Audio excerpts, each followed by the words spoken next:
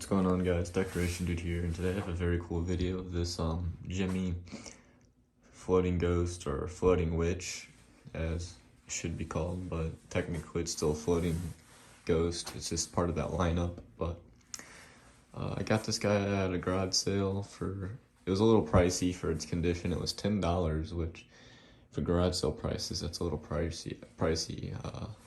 In my opinion, I think it should have been priced a little more at like $5. That would have been a more reasonable price, but these people that had this garage sale, they had a whole bunch of Halloween stuff, and their prices were just pretty high in general. I got two other things. I got two life sizes from them, which are very, very cool life sizes, and I'll probably be making videos on those soon. Now, this one, I saw hanging up on the fence, and I could tell it wasn't in the best condition, and I was debating whether to get it or not, and I just decided to pull the trigger. I knew they would be trying to get a lot for it for its condition, and they wanted $10. It didn't have the box or anything, and the screw was stripped out on the battery compartment, so we couldn't really look in there. But I actually went to this garage sale with Nolan's Air Balloon Inflatable channel, and when we were on our way back, he used his pocket knife to opened up the battery compartment. We looked in there and we're like, oh wow, this thing is just shot. Like, the rust was just so bad in there.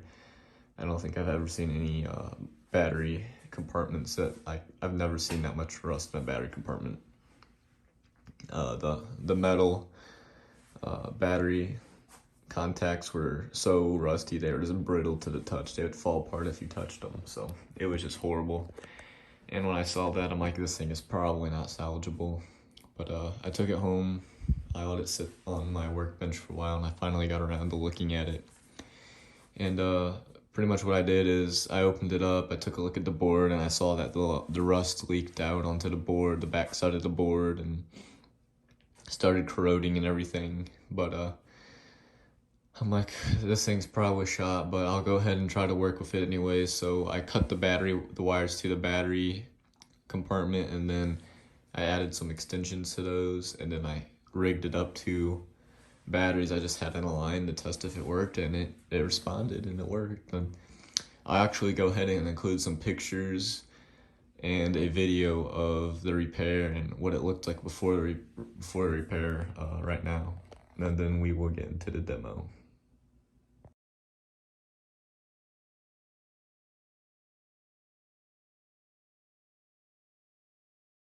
Alrighty guys, so I really did not think this thing was fixable.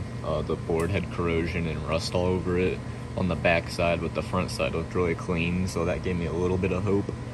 And as far as board repairs go, I don't have the knowledge to do those as of right now. I've always wanted to learn, but that's something I can't do right now without probably breaking more stuff. So, but I kind of rigged it up. I added some wire extensions to the battery wires, and then I taped them to the batteries, and just to see if the board was good before I went ahead and started cleaning the battery compartment, because the battery compartment is really bad. But if I go ahead and touch the batteries together,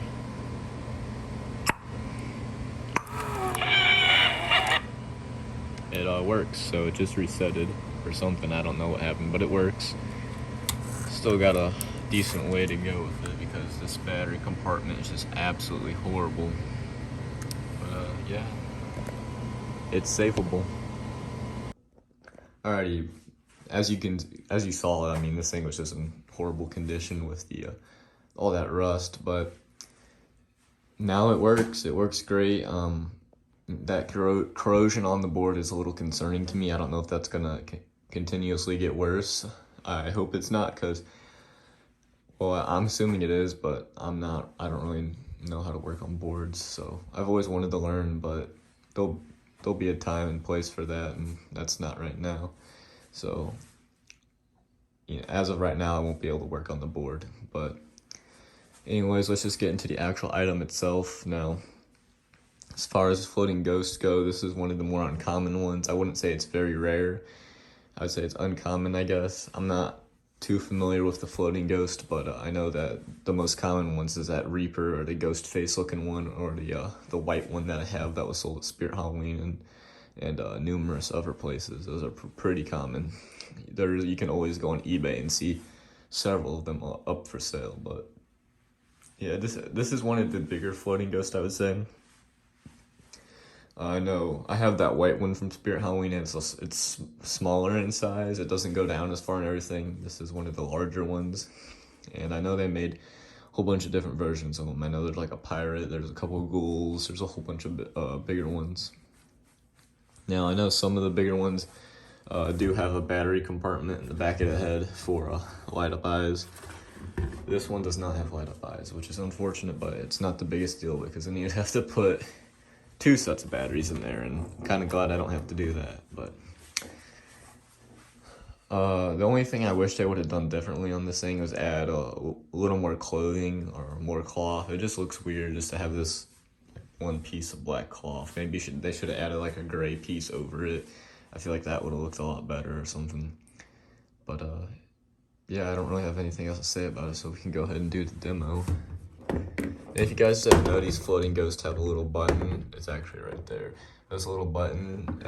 You can use that to reset them if they you see how it kind of fell down a little bit. You can use that button to reset the item.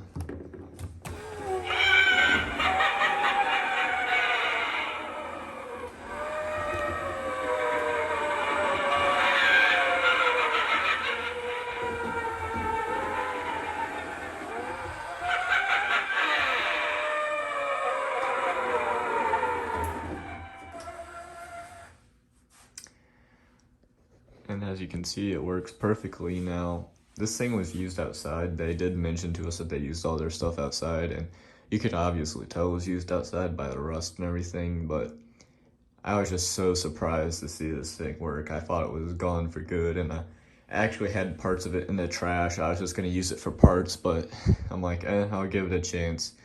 And I'm glad I did because it works now, and so I had to go dig those parts out of my trash can by my workbench, but yeah, it fully works, and hopefully it'll stay that way for a long time. Hopefully it doesn't end up having any board issues in the future, but you never know with these things.